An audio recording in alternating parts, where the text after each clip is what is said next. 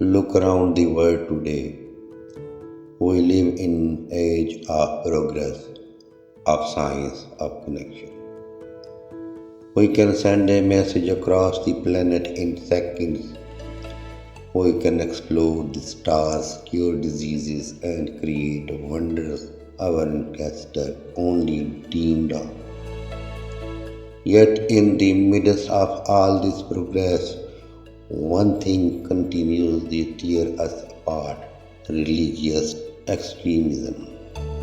It divides hearts, destroys families, burns cities, and turns the name of God into a weapon. And in humanity must ever find true peace, then ending religious extremism is not an option, it is a necessity. Religion itself was never the problem. Every religion, every path of the divine was born out of a longing for love, mercy, and justice. Prophets came to guide, not to divide. They came to teach compassion, not cruelty. They came to remind humanity that God is not in the sword, but in the hearts that forgives. But over centuries, humans twisted faith into a banner of superiorities. They built walls where prophets built bridges. They used sacred words to justify hate and forgot that the Creator they claim to serve is the same for us all.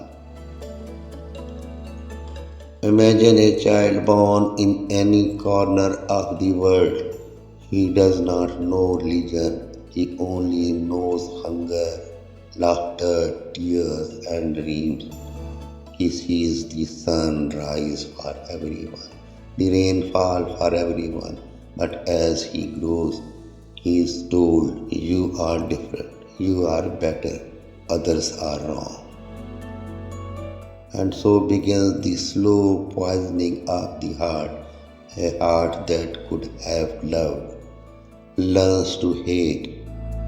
The mind that could have created peace is trained for division. A soul that could have embraced the word is locked inside walls of tears. This is how extremism is born. Not in temples, churches, or mosques, but in minds that forget humanity. Extremism, no religion.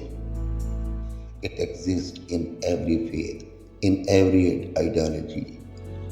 It whispers the same lie to every believer that your way is the only way. But truth is not owned by one people, one nation, or one scriptures. Truth is like light, it belongs to all who open their eyes, and peace can never grow from the soil of hatred. No religion teaches hate, no scriptures commands cruelty, no prophet blessed violence. It is the follower who lost their ways and built their pride on the ruins humility. It's time to return to the essence of faith, humanity. The world does not need more preachers, it needs more listeners. The world does not need more walls, it needs more bridges. Every human being, Muslim, Christian, Jew, Hindu, Buddhist, and atheist, wants the same simple thing: a safe home, a loving family, dignity, and hope for tomorrow. When we realize this, we see how foolish our divisions truly are, because when one house burns, the smoke reaches us all.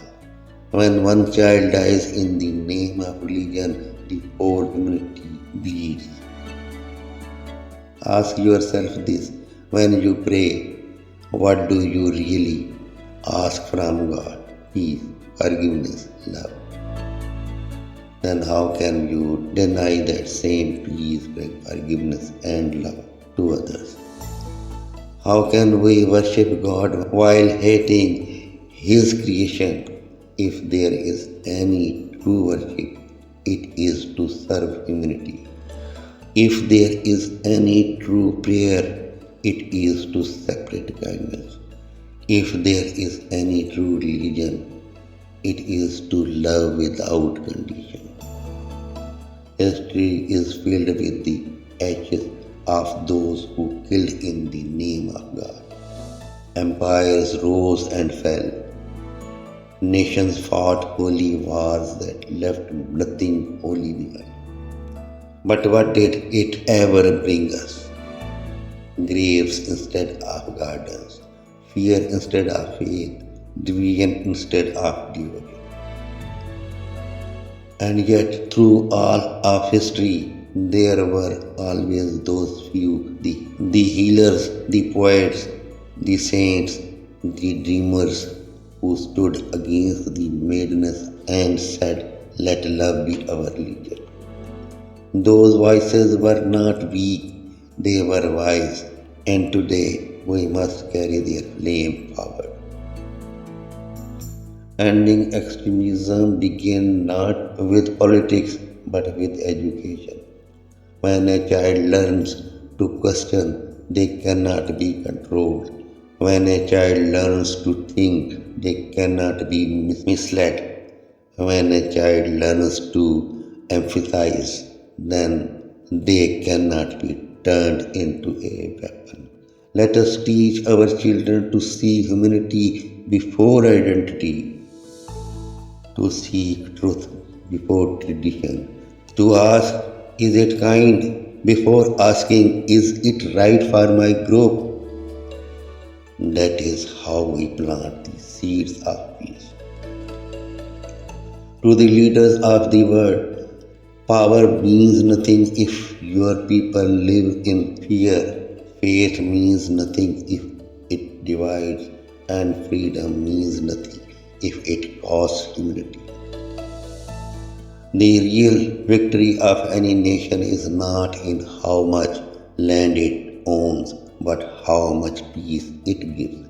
Not in how loud it speaks, but how gently it listens. Not in how much it conquers, but in how much it understands. Yes, the world is wounded. Yes, extremism still burns in many hearts, but I believe the fire of love is stronger. The light of understanding is brighter, and the voice of peace, though faint, is eternal. We cannot change the past, but we can rise above it. We can be the generation that chooses empathy over ego, dialogue over destruction, and peace over pride. So, wherever you are, wherever faith you follow, remember this: God does not look at our labels, He looks at our hearts. And the day humanity learns to see each other through that same lens will be the day heaven truly touches earth. Let us make the world peaceful, not by force, but by love. Because the end of extremism is not the end of religion, it is the beginning of faith.